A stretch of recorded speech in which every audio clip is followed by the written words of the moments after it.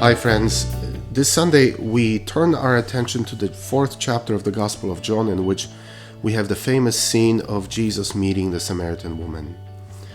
Jesus, who is weary and thirsty, and in the middle of the day, the heat of the day, sits by this well, Jacob's well, and asks this Samaritan woman who came there to draw some water for a drink. And what ensues is this incredible encounter of Jesus and a person with whom Jesus had no business interacting. She was, first of all, a Samaritan, which means the wrong race. She was a woman, which means the wrong gender. And she was considered by many a sinner, married multiple times.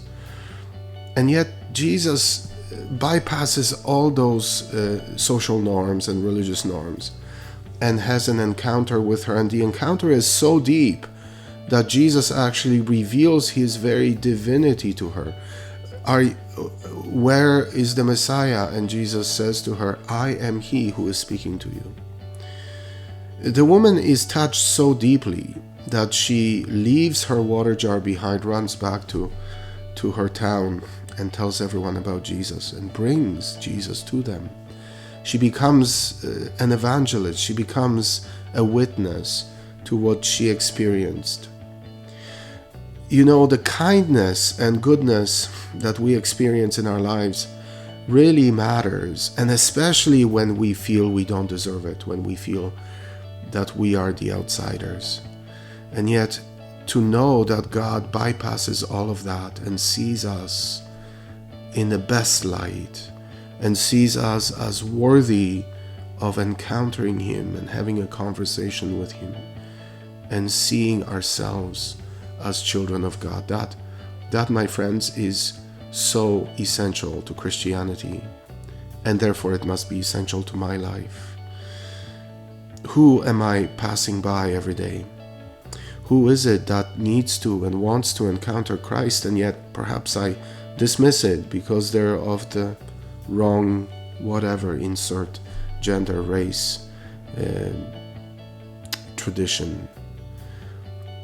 Do I have the courage? Do I have the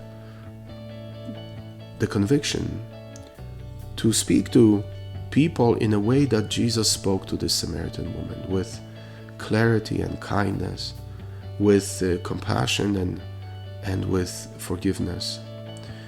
Do I experience that kind of intimate and life-changing encounter with Jesus? And if I don't, it's never too late.